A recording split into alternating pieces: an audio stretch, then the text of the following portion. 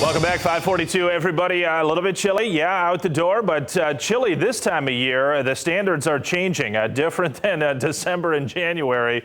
We're approaching astronomical spring. I believe this is one of the earliest starts to spring technically on the calendar we have seen in some time, because if I'm not mistaken, I'll have to check on this, but I think spring starts on March 19th. And typically, it's either the 20th or 21st with the equinoxes and also with the solstices. So that's kind of interesting. Spring checking in on March 19th. Grand Rapids on the thermometer.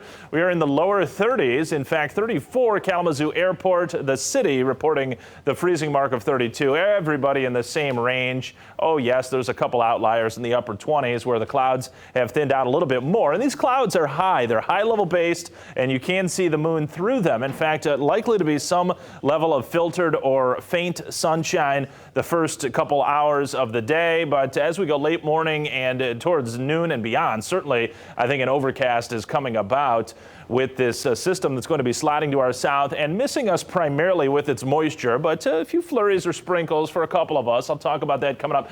Wind chills are light. The winds have come down dramatically. We had some gusts 40 to 45 miles per hour yesterday. It was consistently windy, but those winds did taper back during the evening, and that's where we stand right now, and that'll be the case through the day. Look at the next swath of moisture. This is moving off to the east-southeast, though, so the trajectory of the majority of those echoes are going to be missing West Michigan. Watch this, though, as that system gets closer. The northern edge of the clouds obviously go further northward than the precipitation, so they'll be impacting us. Yesterday got to a high of 42. Boy, it turned sunny really quick. It was quite cloudy for a number of hours, and then boom, the sunshine hit. We climbed to 42. Today we won't get that high. 38 is what we've got, and a north breeze about 5 to 10. So a cloudy Saturday, a sunny Sunday. That seems pretty elementary, right? But we'll take it. Better day for tomorrow versus for today. And because of the sunshine, we'll bounce back into the low to mid 40s tomorrow. No big storms to track over the next several days, folks, but no big warm-ups either.